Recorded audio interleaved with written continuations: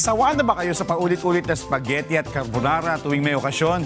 Kung gusto nyo ng bagong twist na sa susunod na celebration, Spanish sardines pasta naman ang ihanda natin.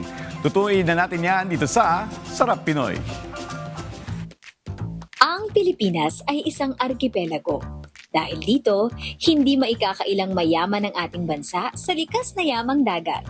Isa na nga rito ang baybayin ng Zamboanga City na kinilala bilang Sardines Capital of the Philippines. Bukod sa pagiging ulam sa kanin, pwede rin itong gawing isang flavorful and creative dish tulad ng Spanish sardines pasta.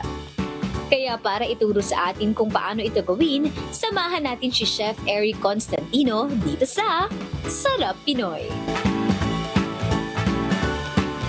Tara, samahan niyo ako magluto ng Spanish sardines pasta.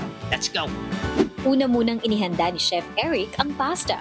Pinakuluan ito hanggang sa maging al dente. I-drain at iset aside muna ito.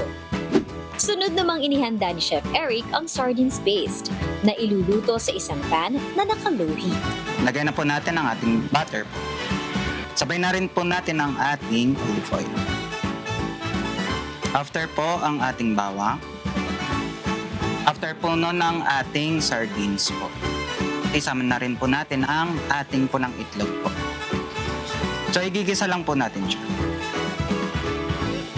After po yung ating pasta.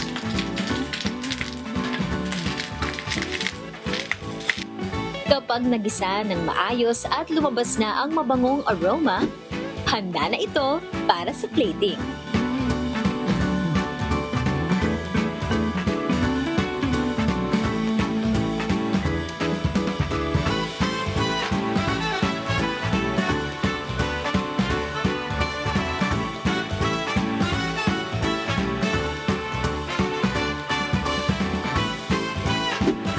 Ito na ang ating Spanish sardines pasta.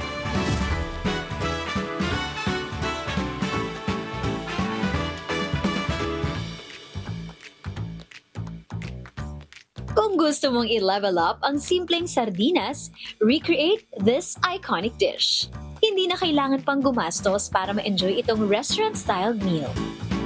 At kung may gusto naman kayong balikan sa mga nakaraan nating episode, maaari niyo yung bisitahin sa aming official social media accounts at Rise and Shine Pilipinas sa Facebook, YouTube at Instagram, habang RS Pilipinas naman sa TikTok at X.